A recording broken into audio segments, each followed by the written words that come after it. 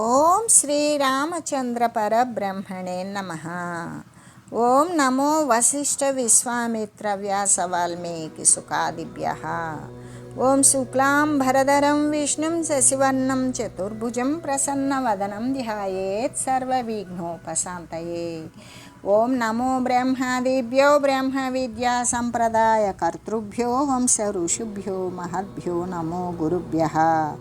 ఓం శ్రీరామో రామభద్రశ్చ రామచంద్రశ్చ శాశ్వతః రాజీవలోచన శ్రీమాన్ రాజేంద్రో రఘుపుంగవః. శ్రీ యోగవాసిష్టము నిర్వాణ ప్రకరణము ఉత్తరార్ధము. అయితే ఈ సంసార మార్గమునందు బాధపడేటువంటి జీవునకు నిర్వాణత్వము అనేటువంటిది అవసరము. దాని ద్వారా ముక్తత్వాన్ని పొందుతాడు. వాసనలు నశించిపోవడము, కోరికలను వదిలివేయడం ద్వారా కూడా ముక్తత్వాన్ని పొందుతాడు. ఉత్కృష్టమైనటువంటి 3 రకాలైనటువంటి తాపత్రయాలు నశింపజేసుకోవడం ద్వారా కూడా ముక్తత్వాన్ని పొందుతాడు.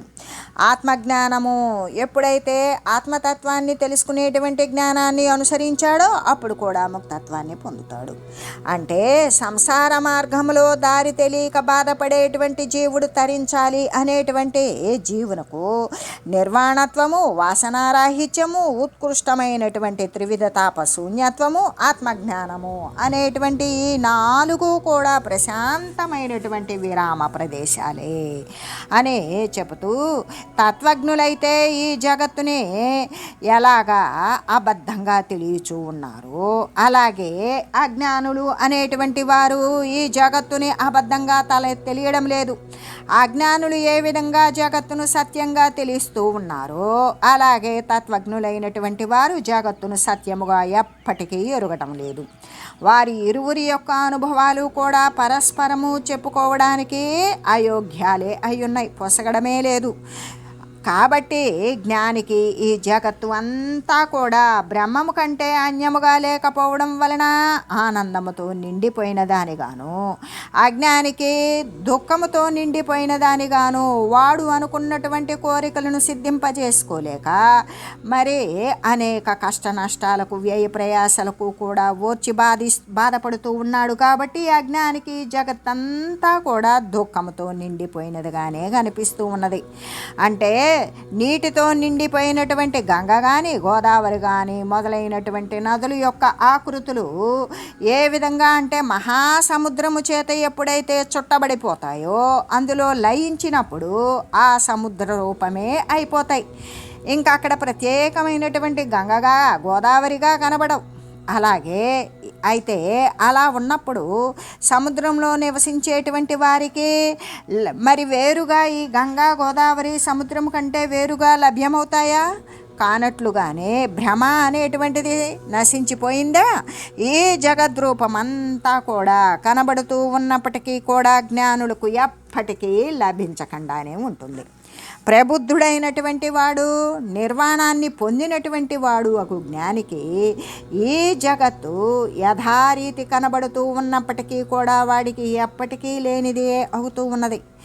అదే భస్మీభూతమైనటువంటి తృణ సమూహము, కాల్చి బూడిద చేయబడినటువంటి ఈ యొక్క తృణ సమూహాలన్నీ కూడా గాలి యొక్క వేగము చేత ఎక్కడికో ఎగిరిపోయినట్లుగానే ఈ ఆత్మస్వభావం విశ్రాంతిని పొందేటువంటి సజ్జనులకు జగత్తు అనేటువంటిది ఎప్పుడో ఎక్కడికో పారిపోయి ఉన్నది. అంటే వర్ధనశీలమైనది అనేటువంటి బ్రహ్మ శబ్దం యొక్క అర్థాన్ని తీసుకొని జగత్తును బ్రహ్మరూపముగాను నిరతిశయ ఆనందముతో నిండిపోయినది కానీ చెప్పినట్లయితే అది జగత్ శబ్దం యొక్క ఉత్తమమైనటువంటి అర్థమవుతుంది. అలా కాకుండా 6 రకాలైనటువంటి మార్పుల చేత గమనశీలమైనటువంటిది, పరివర్తనకు లోనైనటువంటిది అని కనుక చెప్పినట్లయితే అది ఉత్తమమైనటువంటి అర్థం అవుతుందా? అది ఎప్పటికీ ఉత్తమమైనటువంటి అర్థం కానేరదు. అంటే చింతలు మొదలైనటువంటివి ఏవీ లేనటువంటి వాడు, విశేషమైనటువంటి జ్ఞానరహితుడు అగు బాలకుని దృష్టి యందు ఈ జగత్ పదార్థాలు ఏ విధంగా వికల్ప అనుభవరహితములై ఉంటాయో అలాగే వాసనలు క్షయించినటువంటి ఆత్మజ్ఞానికి కూడా నిర్వికల్పంగా భాసిల్లుతూ ఉంటాయి. ఎలాగంటే చింతలు, ఏ పసివాడు, ఎంత అంటే ఏమీ తెలియనటువంటి పసివాడు, వాని యొక్క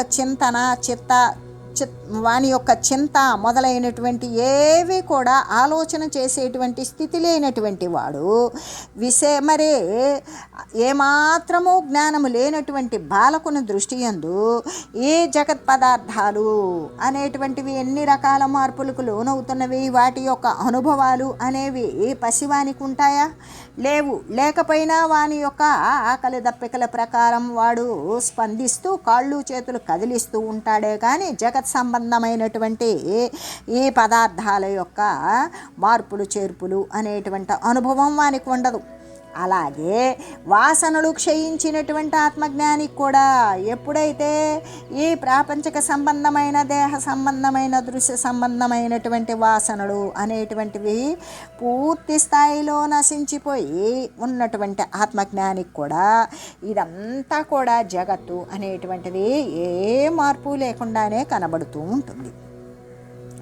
యా నిశా సర్వభూతానాం తస్యాం జాగర్తి సంయమి యస్యాం జాగ్రత్తి భూతాని సా నిశా పశ్యతో మునేః.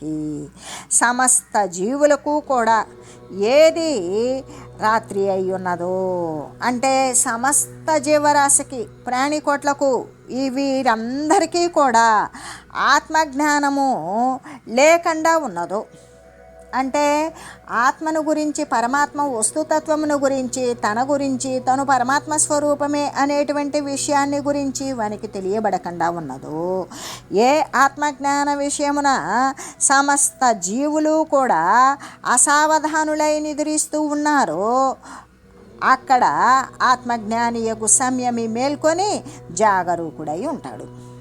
ఎక్కడ ఏ సంసార విషయాదులు యందు జీవులందరూ కూడా మేల్కొని ఉన్నారో అది ఆత్మజ్ఞుడకు మునికి రాత్రియే అవుతూ ఉంది.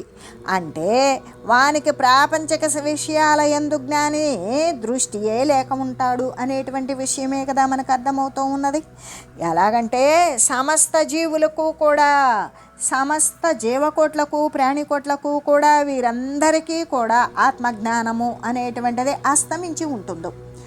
ఆత్మజ్ఞానము తన యొక్క స్వస్వరూపము గురించి, పరమాత్మ వస్తువుని గురించి తెలియబడకుండా ఉంటుందో, ఏ ఆత్మజ్ఞాన విషయమునందు సమస్త జీవులు కూడా ఏమాత్రము శ్రద్ధ లేనటువంటి వారే, ఏ అవగాహన లేకుండా దాని యందు తామసికంగా నిద్రిస్తూ వాని యొక్క జ్ఞానం నిద్రావస్థలో ఉండి నిద్రిస్తూ ఉన్నారో అక్కడ ఆత్మజ్ఞానియగు సర్వజీవులు నిద్రించి అజ్ఞానులంతా కూడా మేల్కొని ఉన్నప్పుడు ఆత్మజ్ఞానియగు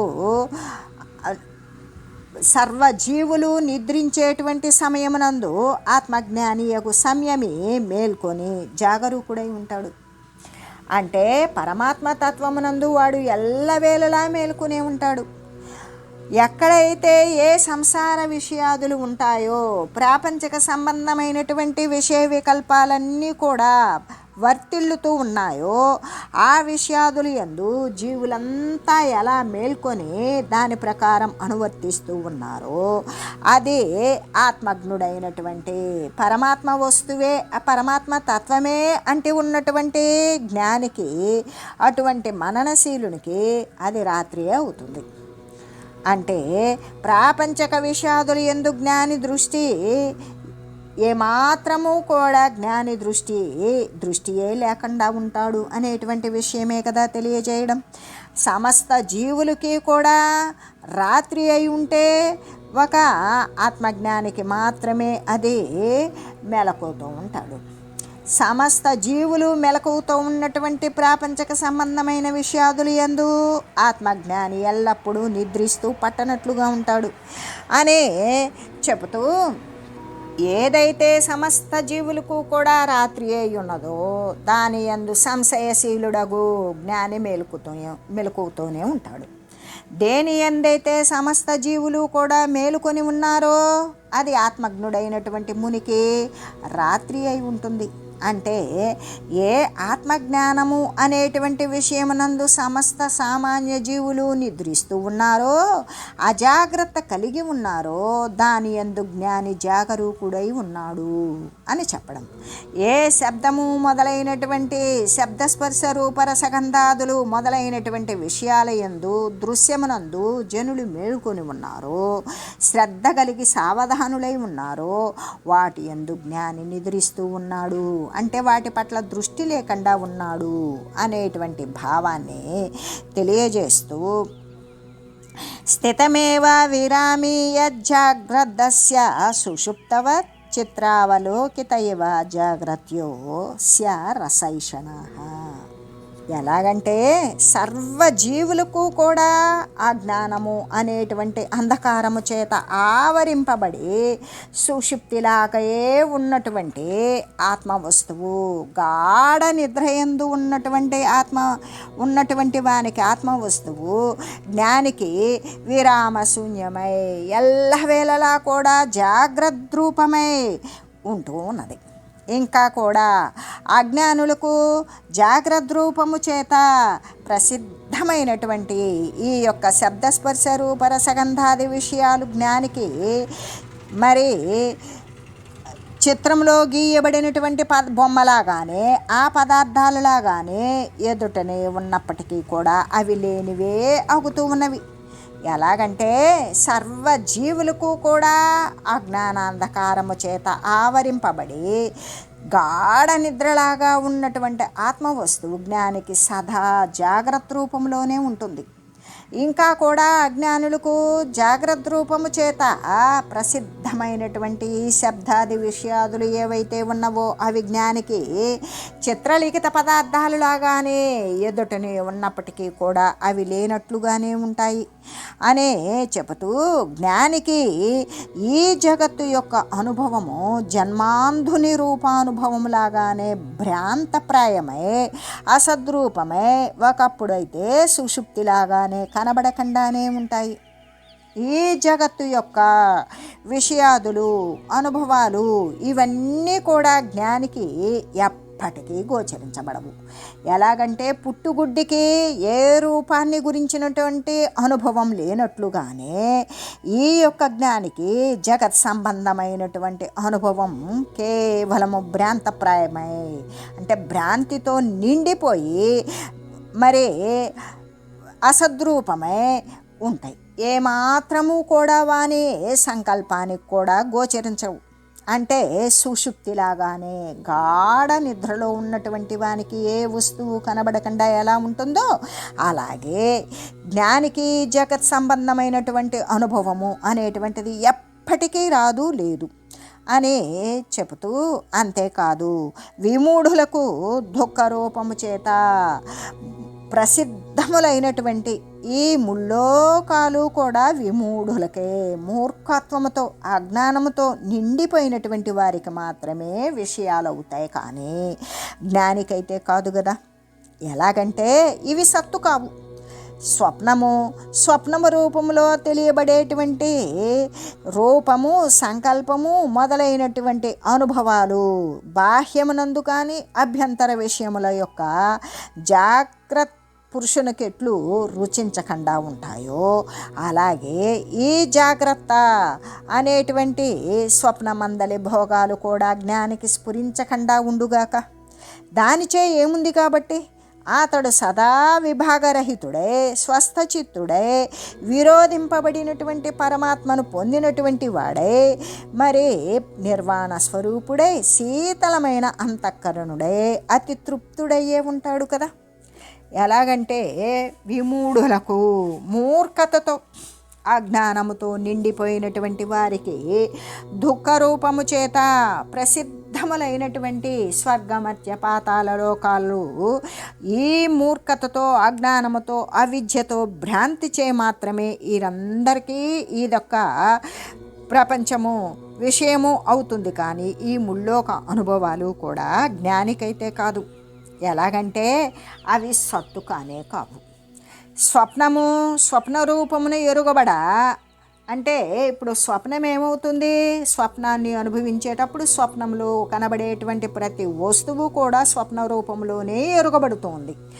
అందలే మరి ఏది స్వప్నంలో అనుభవించినటువంటి రూపాలు, సంకల్పాలు మొదలైనటువంటి అనుభవాలు ఇవన్నీ కూడా బాహ్యమునందు కానీ అభ్యంతరమునందు కానీ విషయములు జాగ్రత్తలో ఉన్నటువంటి పురుషునికి రుచిస్తాయా? వాడికి స్వప్నం పోయింది, నిద్ర చెడింది, కల చెదిరిపోయింది, వాడు మెలకువలోకి వచ్చాడు. మెలకువలోకి వచ్చినాక వాటినే గురించి మళ్ళీ మళ్ళీ ఆ అనుభవాన్ని పొందగలుగుతాడా? పొందలేడు. ఎలా వాటి పట్ల ఇష్టం ఉండదో అలాగే ఈ జాగ్రత్త అంటే స్వప్నంలోది జాగ్రత్తలో అబద్ధమైనట్లుగానే ఈ జాగ్రత్త అనబడేటువంటి అనుభవం ఈ జాగ్రత్త అనబడేటువంటి ఇది కూడా ఒక స్వప్నం లాంటిది. అది చిన్నది, ఇది పెద్ద కళ. అలాగే ఈ జాగ్రత్త అనబడేటువంటి స్వప్నమందలి అనుభవాలన్నీ కూడా జ్ఞానికి ఏమాత్రము స్ఫురించవు, కనబడవు. దాంతో ఏముంది? అతడు ఎందుకు అంటే జ్ఞానముతో నిండినప్పుడు జాగ్రత్త స్వభావంలో ప్రాపంచిక సంబంధమైన వస్తుతతి అంతా కూడా అది అబద్ధ స్వరూపమే అయి ఉంటుంది జ్ఞానికి. అతడు ఎల్లప్పుడూ కూడా విభాగరహితుడై ఉంటాడు. అక్కడ జగత్తని కానీ లేదా పరమాత్మ అని కానీ ఎటువంటి విభాగాలు అనేటువంటివి, ఖండలక్షణాలు అనేటువంటివి లేవు. అక్కడ అక్షయమైనటువంటి, అఖండమైనటువంటి, అపరిచ్ఛిన్నమైనటువంటి, ఏకరసమాత్రమైనటువంటి పరమాత్మ వస్తువు మాత్రమే ఉంటుంది, రెండవది లేదు. అందువలన స్వస్థచిత్తుడై ఉంటాడు. విరోధింపబడినటువంటి పరమాత్మను పొందినటువంటి వాడై ఉంటాడు. దేని చేత విరోధింపబడింది? జగత్తు చేత విరోధింపబడినటువంటి పరమాత్మను పొందినటువంటి వాడు నిర్వాణ స్వరూపుడై, మోక్షస్వరూపుడై, శీతలమైనటువంటి మానసిక అంతఃకరణము కలిగినటువంటి వాడే పూర్తి స్థాయిలో సంతోషంతో, సంతృప్తితో, అతితృప్తుడయ్యే ఉంటాడు అని చెబుతూ తజ్ఞస్య కృష్ణముక్తస్య సమం ధ్యానం వినా స్థితి అంటే భోగవాసనల చేత ఆకర్షింపబడినటువంటి చిత్తము గల జ్ఞాని యొక్క స్థితి ధ్యానము లేకున్నప్పటికీ కూడా సమంగానే ఉంటుంది. జ్ఞాని యొక్క స్థితి ఎలా ఉంటుంది అంటే కోరికల యొక్క అనుభవాలను అనుభవించాలి అనేటువంటి భోగవాసనల చేత ఆకర్షింపబడడు. అటువంటి ఆకర్షింపబడినటువంటి చిత్తము కలిగినటువంటిదే జ్ఞాని యొక్క చిత్తము. ఆ జ్ఞాని యొక్క స్థితి ఎలా ఉంటుంది అంటే చిత్త నిరోధయత్నము, చిత్తాన్ని నిరోధించేటువంటి ప్రయత్నము లేకపోయినప్పటికీ కూడా వాని యొక్క ధ్యానము ఎల్లప్పుడూ పరమాత్మ వస్తువునందే ఉన్నది కాబట్టి వాని యొక్క చిత్తము భోగపరమైన వాసనలను ఆకర్షింపబడదు. అంటే చిత్త నిరోధయత్నము లేకపోయినప్పటికీ ఆ చిత్తాన్ని గురించి నిరోధించాలి అనేటువంటి ప్రయత్నం లేకపోయినప్పటికీ కూడా అది సమంగానే ఉంటుంది అనే చెబుతూ తజ్ఞస్య కృష్ణముక్తస్య సమం ధ్యానం వినా స్థితి నిమ్నం వినైవ తోయస్య న సంభవతి కాచన. భోగవాసనల చేత చిత్తము ఎలాగంటే ఆకర్షింపబడటం లేదు అనేటువంటి తత్వజ్ఞానికి ధ్యానము చిత్త నిరోధయత్నము లేకుండానే సమమైనటువంటి ఆత్మస్థితి అనేటువంటిది సంభవిస్తుంది. వాసన లేని కారణము చేత అతని యొక్క చిత్తము ఇతరత్రా పోదు కదా. ఏ కోరిక లేని కారణం చేత అతని చిత్తము వేరేగా పోదు. అడుగున తూము మొదలైనవి లేకపోతే తటాకాదులు ఎందలి జలాలకు ప్రవాహాది క్రియ ఏది సంభవించదు కదా. ఎలాగంటే తటాకాదులు అంటే చెరువులు ఉన్నాయి. ఆ చెరువులో నీటితో నిండి ఉంటుంది చెరువు. ఆ చెరువుకి తూము మొదలైనటువంటి లోపల లోతుగా మార్గము గనక లేదనుకో, ఇంకా అక్కడ ఆ చెరువులో నీరు వేరే చోటకు ప్రవహించడం అనేటువంటి క్రియ జరుగుతుందా? జరగదు. అలాగనే పదార్థాల యొక్క వాసనలు ఏవీ లేని కారణము చేత జ్ఞాని యొక్క చిత్తము కూడా ఎక్కడికి వెళ్ళదు. ఎలాగంటే పదార్థాలే మనస్సు, ఆ మనస్సే పదార్థాలను రంజింపజేస్తూ ఉంటుంది. కాబట్టి ఆ పదార్థాల యందలి వాసనలు నశించిపోతాయి. దేని చేత? విచారణ ద్వారా ఆ పదార్థాల పట్ల ఉన్నటువంటి కోరికలు బాధింపబడగా ఇక అక్కడ మనోనిరోధము అనేటువంటిది సంభవిస్తుంది కదా అనే చెబుతూ ఈ మనస్సే బాహ్యమనందలి అభ్యంతరమనందలి కూడా పదార్థాల యొక్క ఆభాసమై ఉన్నది. అంటే మనకు లోపల కానీ వెలుపల కానీ కనబడేటువంటి క్రియాకల్పాలు ఇవన్నీ కూడా లేకనే ఉన్నట్లుగా కనబడతాయి. నదుల యొక్క జలాలు సముద్రానికి వెళ్ళేటంత వరకు ప్రవాహాది అనేక భిన్న రూపంలో గోచరించినట్లుగానే నదుల నీళ్లు సముద్రంలో కలిసేటంత వరకు కూడా అనేక ఎక్కువ తక్కువలతో కూడినటువంటి ప్రవాహాలు భిన్న భిన్న రూపాలలో కనబడినట్లుగానే సముద్రాన్ని చేరిన తర్వాత మొత్తము కూడా కలిసిపోయి ఏకమైపోయి ఇక అక్కడ జల సామాన్యంగానే కనబడుతూ ఉంటుంది. అంటే అర్థము అనర్థాలతో కూడినటువంటి, అంటే అర్థసహితముగా కానీ అనర్థాలతో నిండిపోయినటువంటి రూపాలుగా ఈ బాహ్యమునందు కానీ అభ్యంతరమైనటువంటి పదార్థాల సముదాయాలు ఏవైతే కనబడుతూ ఉన్నవో అవన్నీ కూడా ఆ రూపంలో స్ఫురించేటువంటి వ్యాప్తమైనటువంటి మనస్సే అవుతూ ఉంది కదా. ఇంకా కూడా జల తరంగాదులు యందు భేదము లేనట్లుగానే జలము వేరు తరంగము వేరా? తరంగము అనేటువంటిది నీటి కంటే వేరైనటువంటిదా? కాదు. కానీ వేరు కాకపోయినా తరంగం అని పిలుస్తూ ఉన్నాం. అలాగే జలానికి తరంగము అంటే జలమే. ఆ నీరుకి తరంగానికి భేదము లేనట్లుగానే ఈ మనస్సుకు కానీ జగత్తునందు ఉన్నటువంటి పదార్థాలకు కానీ ఏమైనా భేదం ఉన్నదా? ఆ పదార్థాలు అనేటువంటిది మనసు సంకల్పించకపోతే పదార్థం ఏమై ఉన్నదో తెలియదు. కానీ మనసు సంకల్పించినప్పుడు పదార్థానికి ఒక రూపము ఒక పేరు ఉత్పన్నమవుతుంది. అలాగే నీటి కంటే తరంగం వేరుగానట్లుగానే మనస్సు కంటే జగత్తు యొక్క పదార్థాల యందు కూడా ఏమాత్రమూ భేదం లేదు అనే చెబుతూ ఏకాభావే ద్వయో శాంతి పవనస్పందయోరివా నోనమేకో పశ్చాంత్యైవ నిస్సారే పరమార్థతః ఏకత్వాదర్థ మనసి సమమేవాసు శాన్యతః అర్థసంకల్పరూపాత్మా నేహితవ్యో విజానత. వాయువు దాని యొక్క సంచలనాలు లాగానే పదార్థాలు ఆ రెంటి యందు కూడా ఒకదాని యొక్క అభావము చేత రెండు కూడా ఉపశమించిపోతూ ఉన్నవి. ఎలాగా? వాయువు యొక్క సంచలనము ద్వారా కదిలినటువంటి పదార్థాలు, సంచలనము లేకపోయినా వాయువు లేకపోయినా ఈ రెంటి యందు కూడా వాయువు వేరు సంచలనం వేరా? కాదు. అలాగే ఈ రెంటి యందు ఏమాత్రము వాయువు అనేది భావించకపోయినా లేదు సంచలనము అనేది భావించకపోయినా, సంచలనము భావించకపోతే వాయువు కూడా లేనట్లుగానే వాయువును భావించకపోతే సంచలనము లేనట్లుగానే ఈ రెంటి యందు కూడా ఒకదాని యొక్క భావన లేకపోతే రెండు కూడా ఉపశమించిపోతూ ఉన్నవి కదా.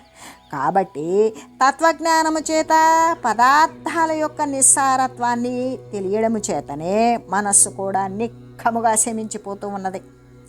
ఏ విధంగా మనస్సుని లేదనుకున్నా పదార్థము లేదు, పదార్థాలుని భావించకపోయినా మనస్సు లేదు.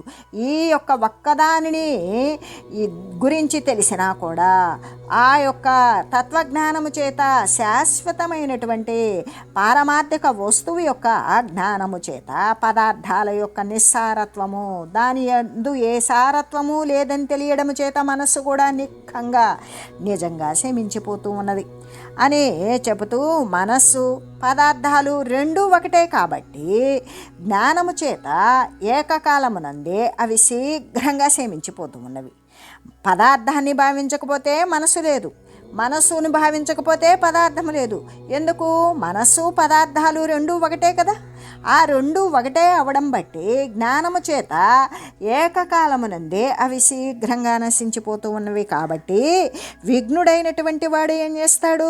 సంకల్ప రూపాలైనటువంటి పదార్థాలను ఎన్నటికీ కూడా కోరకుండానే ఉండాలి అని చెబుతూ, ఎలాగంటే మనస్సు పదార్థాలు ఒకటే అవడం చేత తత్వజ్ఞానము చేత పరమార్థముగా అంటే శాశ్వతమైన వస్తువునందు అది పరమార్థ తత్వంగానే ఎరగడం ద్వారా ఈ జగత్ పదార్థాల యొక్క లేకపోతే మనస్సు యొక్క మిథ్యాత్వము అంటే నిస్సారత్వాన్ని ఎప్పుడైతే ఎరుగుతామో అది తెలియడము చేత అందులో ఒకటి కనుక నశించిందా ఆ క్షణమునందే ఆ సమయమునందే శీఘ్రముగా రెండవది కూడా నశించిపోతూ ఉంటుంది అని చెబుతూ, అంతేకాదు ఈ ప్రకారంగానే ఈ యొక్క సమగ్రమైనటువంటి జ్ఞానము చేత మనస్సు పదార్థము రెండు కూడా శమించిపోతూ నశించిపోతూ ఉన్నవి కదా.